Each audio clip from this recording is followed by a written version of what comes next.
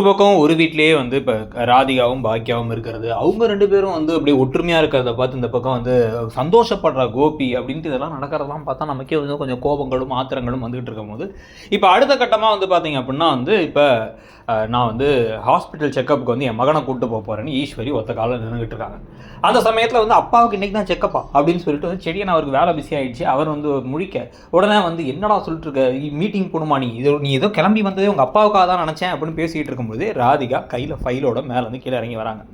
இதை பற்றிலாம் நீ எதுவும் கேட்க மாட்டியா அப்படின்னு பாக்கியாட்ட கேட்டால் பாக்கியா நான் எனக்கு எதுக்கு தெரிஞ்சுக்கணும், செக்கப்புன்னு ஒன்று போகணும்னு தெரியுமே தவிர என்னைக்கு செக்கப்லாம் தெரிஞ்சுக்க வேண்டிய வேலை எனக்கு இல்லை, எப்போ டிவோர்ஸ் ஆச்சோ அப்போயே வந்து அதை நான் கை கழுவி விட்டேன் அப்படிங்கிற மாதிரி அவங்க பார்த்துட்டு இருக்கும்போது ராதிகா ஃபைலோட வர சரி ஃபைலை கொடு நாங்கள் கிளம்புறோம் அப்படின்னு ஈஸ்வரி சொன்னோன்னே நீங்கள் எங்கே கிளம்புறீங்க, உங்களுக்கு அவங்க பேசினா புரியுமா, நான் பார்த்துக்கிறேன் அப்படின்னு வந்து இவங்க சொல்ல உடனே வந்து அதெல்லாம் முடியாது அப்படி இப்படி திருப்பி ஒரு வாக்குவாதம் ஆரம்பிக்க நான் வந்து கண்டிப்பாக வந்தே தீர்வேன் அப்படின்னா நான் வேணாமா நீங்கள் வீட்டில் இருக்க நாங்கள் 2 பேர் போயிட்டு வரோன்னு கோபி சொன்னாலும் கேட்குற மாதிரி இல்லை ஈஸ்வரி பிடிவாதமாக நான் வந்து கண்டிப்பாக உங்க கூட வந்துடுவேன், நான் எல்லாம் பண்ணி போகக்கூடாது அப்படி இப்படின்னு வந்து சொல்கிறாங்க. அதில் வேறு வந்து நீ இங்கே இரு அப்படின்னு ராதிகாட்ட சொல்லிட்டு இருக்காங்க. இவங்க ராதிகாவை கழட்டி விட ட்ரை பண்ணுறாங்க. ஆனால் ராதிகா இவங்களை வந்து நாங்கள் பார்த்துக்குறோம், நாங்கள் போகிறோம், நாங்கள் வந்து ஹாஸ்பிட்டல் வந்தால் விடலை, இப்போ நான் போகிறேன் அப்படின்னு ஒன்று வேறு வழியே இல்லாமல் இப்போ 2 பேரும் வரட்டும்னு கோபி இப்போ முடிவு பண்ணி 2 பேரையும் கூட்டு போகிறார். இப்போ செடியனுக்கு இப்போ தான் தோணுது ஏன் பாட்டி இந்த மாதிரி நடந்துக்கிறாங்க அப்படின்னு கேட்கும் பொழுது உடனே இப்போ தான் உனக்கு அது புரியுதா அப்படின்னு அவங்களும் பேசிகிட்டு இருக்காங்க.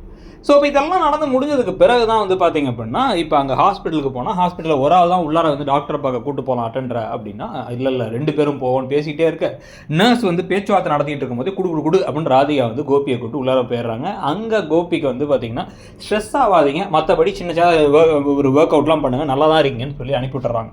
அப்படியே ஆத்திரமாயிட்டாங்க ஈஸ்வரி. இங்கே வந்துட்டு அங்கே ஹாஸ்பிட்டல் போனமே என்னாச்சுன்னு கேட்டியா அப்படின்னா நான் ஏன் கேட்கணும் அப்படின்னு பாக்கியா முழிக்க உடனே வந்து அவள் எப்படி மோசமாக நடந்துக்கிறா தெரியுமா, என்னை கழட்டி விட பார்க்குறா அப்படின்னா அவங்க 2 பேரும் வந்து ஹஸ்பண்ட் ஒய்ஃப், அவங்க விஷயத்தை நீங்கள் தலையிடுறத மூலம் நிறுத்துங்க, பிடிச்சாலும் பிடிக்காட்டி அவங்க தான் வந்து கணவன் மனைவி, தேவையில்லாத விஷயத்த மூக்கம் நுழைக்காதீங்கன்னு பாக்கியா சூப்பராக சொல்லிட்டாங்க. சொன்னதுனால கோவமாகி என்னையும் என் பிள்ளையும் பிரிக்க பார்க்குறாங்கன்னு இவங்க வந்து சோஃபாலே படுத்து கிடந்து